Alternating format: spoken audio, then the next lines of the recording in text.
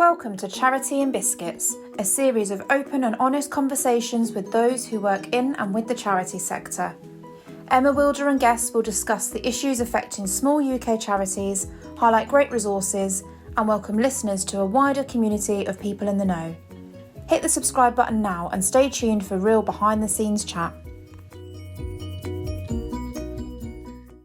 Hi and welcome to this edition of ChariTea and Biscuits. I'm here today with the lovely Bobi Robson from BeMoreDigital.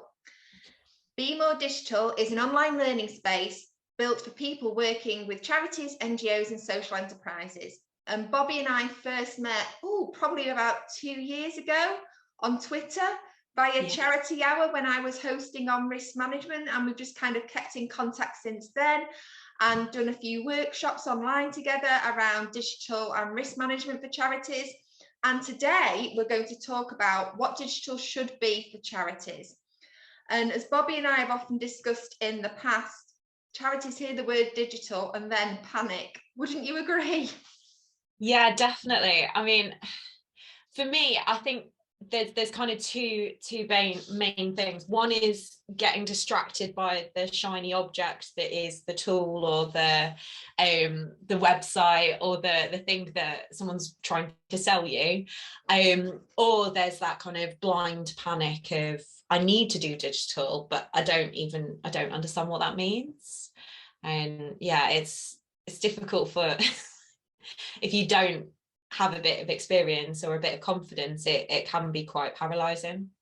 I agree. I mean, I'm definitely one of those shiny new software chasers, and I have to rein myself in. So, that looks good. No, that looks good. But from a charity's perspective, what do you think digital should be for them, if you can explain it? Because obviously it can seem quite, as you said, quite scary and quite a wide concept. Yeah. I mean, it can start off from kind of the smallest activity, from the going beyond that kind of shiny object of the tools, like thinking about the ways of working. So people who are working in kind of IT and software and digital marketing and digital fundraising, they develop these ways of working and these rituals and these habits, and that's a really good place to start. It's a start of trying to bring in a growth mindset and trying to look and be curious and constantly learn, accept a bit of failure and learn from it, and just form a few habits is a kind of big one for me, is the kind of first step for digital. I think also a lot of people don't realise they're actually doing digital already. So if we think back to the pandemic, everyone ended up working from home. But you still had to run your charity, and actually you were doing digital things. You had to adapt ways of working. You were having Zoom meetings and team meetings and things like that. So I think a lot of it is people recognizing digital isn't just the shiny tool, or it isn't just fundraising. It's actually, it can extend across the whole plethora of things, can't it? Yeah, and it's for the whole organisation as well. I think we've had too long where digital has been put as a prefix in front of roles, and I think in some instances that's still really necessary when you go to the kind of really, really focused roles. So your digital product owner and that kind of thing. I think that's really necessary because your focus in those kind of roles is very much digital. But if you take someone who's in finance or admin, they have a digital role to play too. And quite often, actually, they can be fundamental in changing the way that the charity works to be more digital. Just by taking a look at processes and saying, why do we have 3 meetings to agree this one thing when actually maybe we could use a poll to agree it? Or why am I spending all of my time sending emails? I'm a trustee of a charity and I'm currently dealing with a plethora of emails trying to get someone to agree dates. I'm just like, here's another poll. Let's try and find a time to suit everyone in this agreement. And it does reduce the amount of time spent and kind of the admin needs to set up those things. And digital doesn't need to be massive. It can just be those tiny little interventions that make life a little bit easier. I would agree. I mean, for a lot of our clients, most of them we now do have on a digital accountancy system, so an online accountancy system, but some are still operating on spreadsheets because they're very comfortable with that. And whilst that's fantastic if they're comfortable with it, actually they're not making use of the things that an online cloud system can help around automations and stopping duplication and sometimes human error, because let's face it, nobody's perfect, and if you're inputting data, it's dead easy, especially with people with my fat fingers, to just key in a wrong number. But if you can have those systems in place that talk to each other, you have less human intervention on the data and the processes, which means you can spend more time thinking about, well, actually, what does this mean? And you know, I think spreadsheets definitely do have a place still. I spent a good day last week on a spreadsheet for a client, mostly because they needed to cleanse their data because they had 3 different systems that they're bringing into one. So, you know, it was a lot of me trying to, you know, do quite complex things on spreadsheets to match the data up and make sure that there was no duplication and that relationships were ready for their one system. But every time I go into a spreadsheet to do that kind of work, I do have that moment of I do miss it in a way. There is definitely, maybe not for finance, but for I do a lot of work with kind of digital comms people and coaching, and quite often I'm asked to say, oh, can you help us with our digital comms strategy, or help us, we need to write a document for X, Y, and Z on a strategic front. And I'm like, actually, no, what you need to do is start downloading your analytics and putting them into a spreadsheet and seeing the change, and try and then asking those questions about what does that mean? What decisions can we make based on this information? Which again is the same with the finance as well. And again, talking of analytics, that's all digital as well, and people don't realise it's there. So in terms of some of the things you're saying with some of the clients you work with, what would you say are the big challenges around digital? I think at the moment it's definitely that big shiny object is becoming a massive distraction for people. I'm working on a coaching program with Power to Change with there's 21 community businesses at the moment in total, and I'm working with quite a few of them, and the kind of general themes of their applications where we need a CRM or a customer relationship management system, but actually what they needed was maybe a few spreadsheets that spoke to each other, or being able to understand the processes. You know, how do you capture the information of people coming to do one of your services or booking a room, and how do you then share that information with the rest of the team, and how do you use that information to plan as well? I think that's so important. It's realizing what you want to get out of it rather than just being as distracted by that shiny thing, isn't it? So it's what do you need? What do you need it for? What do you need the information for? Exactly. What's it going to change? And actually, for a lot of small charities, they can't afford the shiny new thing on a monthly subscription fee. And spreadsheets do work as long as they're constructed in the right way and they do talk to each other. Yeah, and when you focus on that problem rather than the shiny object that might solve that problem, then you can really start to kind of dig into those tiny interventions that might start making a difference. So with one organisation that I've been working with recently, they wanted to find an e-commerce platform, but actually when you spoke to them and you dove a bit deeper, they just wanted to sell things online. Well, you don't need to spend 8 to 10 grand on a Shopify or a big kind of shiny e-commerce platform. You could just use a booking form connected to a cash card payment system, and then connecting that into your finance system. It doesn't need to be completely sophisticated, but what you do need to understand is where things should connect and where they could connect in the future. I think that's really important what you said there around an e-commerce system. A lot of charities now they're looking at different ways of raising funds as well as taking donations, and hopefully most of the people looking at this on their charity website, they do have a donations button. Please have a donations button on there, make it easy for people. But they are thinking of selling things online. So one of my clients, actually, they do their normal day-to-day thing, but they then have something called the Boutique Works. And this is where they sell secondhand, vintage and reconditioned clothes to raise additional funds.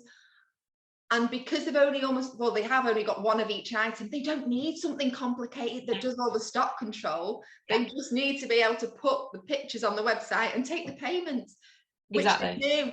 And that's such a simple solution. Whereas they could have gone, oh my goodness, we do need an e-commerce website. And that would be so disproportionate for what they needed.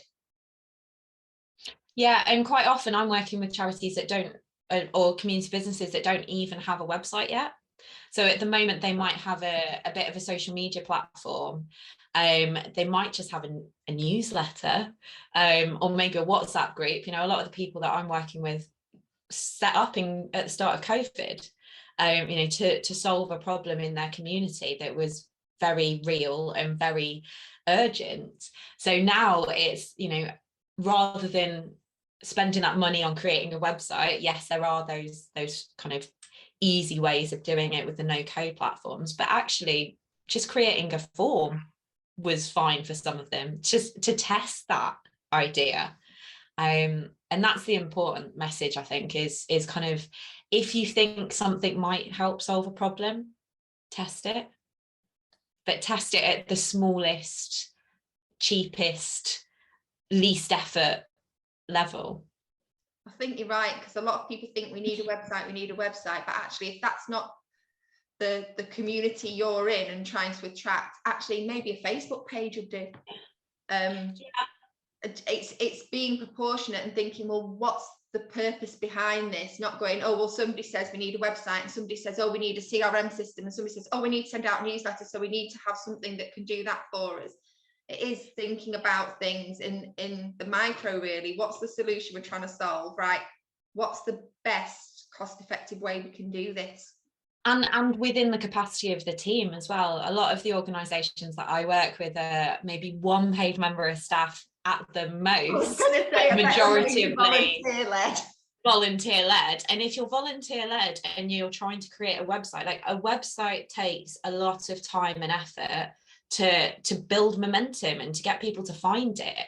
And unless you've got someone that you can pay part-time, like 2 days a week, just to focus on that website and directing traffic and improving that website, then it's going to be a really hard slog. So yeah, there's a number of considerations that you need to have around making those decisions on digital, and kind of the key one for me is that person capacity, because digital shouldn't be taking more time from the people. Like, being more digital should reduce that impact on the team. Things easier. It should be. I think that's essentially having digital processes should make things easier, and if it doesn't, then something's wrong and it's not the right process, or it's not the right solution.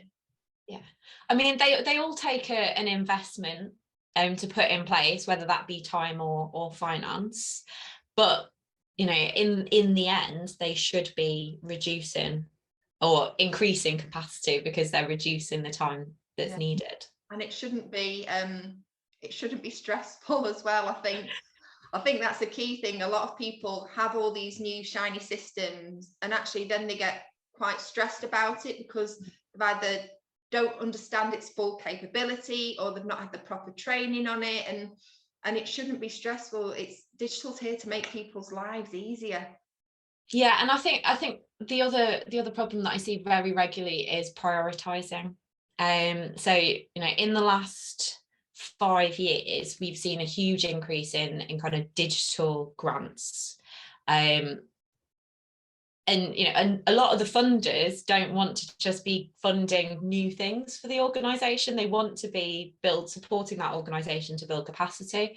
So you don't need to go to the funder and say, I need to build a e-commerce platform to do this. You could say, you know, we need support to improve what we've already got.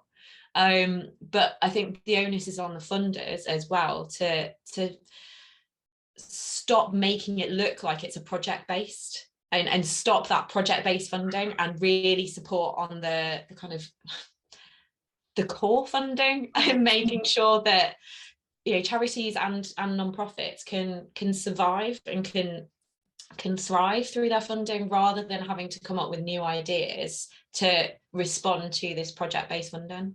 I completely agree with that. I mean, sometimes I think funders forget that without having the core costs, the charity wouldn't run. Yeah. But there's always going to be an element of some core cost that's required. And I have come across a few clients that they're just chasing the funding, and actually what they end up doing is trying to shoehorn what they do into that particular funder's criteria. And what that means is they're drifting away from the reason they were set up. They can be drifting away from the beneficiaries. And I mean, this is a whole other topic, but massively completely agree with you on that one. If some funders could actually recognise that core costs do need to be funded, and just providing somebody with a small grant to enable them to bring somebody in to go, how can we improve our processes, can have a huge impact. Yeah, and I know that there are a lot of funders that out there that do that, and there's a lot of funders out there that kind of will give. I mean, I'm part of one of those programs at the moment. You know, the community businesses on the program that I'm working on at the moment, they get an amount of funding, but then they also get time with a digital person like me, and there are 2 others on the project, or one of 5 community business specialists as well, and they get this coaching and this mentoring and this capacity building focus, as well as the financial. And there's, you know, I know Lloyds Bank Foundation offer that as well, but there is definitely more that could be done on the other funders. You know, I know that Comic Relief does it, and National Lottery, but there are those smaller trusts and foundations that could really be making a huge impact by connecting with a few consultants and saying, okay, if you want £5,000 to support this part for your charity, we'll also give you 5 hours of a consultant to support you in doing that. I think that's really important, because you can throw money at new digital products, but if you don't know how to use them, it's money wasted. Yeah, definitely. And is there anything else that you think is a key thing for charities to consider when looking at digital? I think if you're taking on a new digital product, and it kind of goes on with that kind of project-based funding that we just considered, is, you know, you can't, if you're investing like £5,000 or £50,000 on a new digital product or project, you know, maybe a new website, maybe a new CRM, maybe a new service, maybe just something internal to kind of keep things ticking over. It's not a one-off investment. Digital is, to make it sustained and the investment worthwhile, you need to kind of keep micro investing, and that might be bringing in someone that understands the systems, that can manage it and can work out what needs to be improved and how things can continue to improve. Or it could be just setting aside, you know, £1,000 a year to make sure that the upgrades to your website can be done, and you don't need to spend another 10 grand in 5 years' time to do a new website. You know, we should be at a point where we can reuse and recycle and improve rather than create new. Sustainability is probably a key message, I think. I think coupled to that, it's the training, isn't it?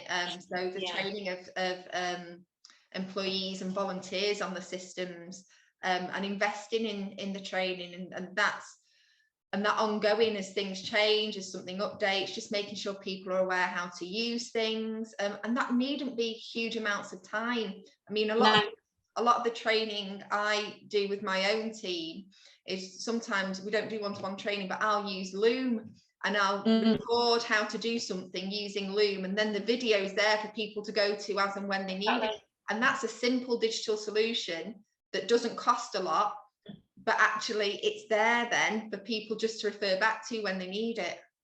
Yeah, definitely. And I think as well as kind of the training, it's that initial onboarding as well. The amount of times I've come into a project where generally a CRM has failed, and that's because they didn't spend the time with the staff to one, get them to kind of understand where the positive impact of this CRM was, but also how to use it and what processes should be embedded immediately, how to like write them up and follow them. You know, quite often in charities we do something regularly, but it will be once a year or once every 2 years, and you need to document that information so that, you know, someone might have done it 3 years ago, and you may have a whole new group of like intake of staff in your team. So how are you expected to be able to do that process? You're going to have to create it all over again unless you've documented it, and then improvements can be made. I think that documentation is so key. So just speaking for Beyond Profit at the moment, we're actually in the process of documenting all our processes to get the way things work out of people's heads. And I must admit, a lot of it's in my head, and I know it needs to get out of my head and onto some kind of process, be that written, be that a video, be that a process map. But actually that's really important to stop somebody having to reinvent the wheel every time. Exactly. And I'm also guilty of that. You know, BeMoreDigital has been running for about 3 years now, and I'm slowly starting to develop a team around me.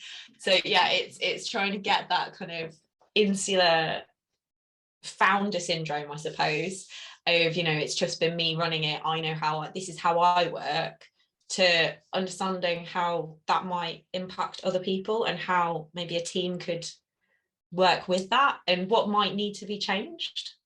And that's key for charities. So quite a few of my clients have started off with entirely trustee led, and then they've employed the first member of staff, and then that team's grown and it's grown, but there's still a lot of knowledge in maybe 1 or 2 people's heads. And if that person leaves, then effectively they could be screwed in the nicest possible terms. It's taking away that key man dependency, and that comes into business continuity planning as well, which is another subject. Yeah, definitely. And I think that also kind of connects quite nicely into using things like the cloud rather than keeping things on devices. You know, one of the charities that I work with quite closely is constantly sending documents by email, like attaching them, and then you end up with 12 versions of a Word document, and you don't know which is the source of truth. But if that was done, you know, on a free version of Microsoft or the free version of Google Drive, you know, most charities can access this for free, and Google's easier to set up than Microsoft, but you know, you can access that kind of stuff for free, and it means that you just send a link and then everyone can work on the same thing and knows where things are. And if you do need to kind of make any big changes, you can just copy the document and kind of show the versions, which is definitely necessary, especially as people kind of change and move on. And I think what a lot of charities don't realise is that there is a lot of free software out there for charities, or very low cost. And sometimes it's worth just asking the question, if there's something that you like the look of and you think it will benefit, and you've been through the process going, yes, this is definitely not what we need, we can't do it any other way, this will bring this and this benefit, then actually it could be free. Or just ask the question, say, actually, we're a charity, here's our registered charity number if you want to check us out, but it'd be really great if we could have this at a discounted cost, because we'll think it'll bring this and this benefit, not just to us as a charity internally, but actually to our beneficiaries and the people we're trying to help. Yeah, definitely. And most digital tools have a free version, which is either restricted by user or restricted by the amount of things you can do. So you can use those as like a proper kind of testing ground to see if it's helpful. I did a digital candle call the other day with an organisation that's works on projects with kind of collaboration of other organisations, and what they were struggling with was trying to find a place to share documents and share, like, communicate online without all having the same domain. And they were looking at Slack and Google Drive, and all they really needed was a little nudge in kind of how they set it up. That was all they needed. They were going down the right route, but they were looking for some reason at the paid version of Slack, and they didn't need it, because they didn't realize that they could do different domains and invite people in just by their email address or give them an invite link.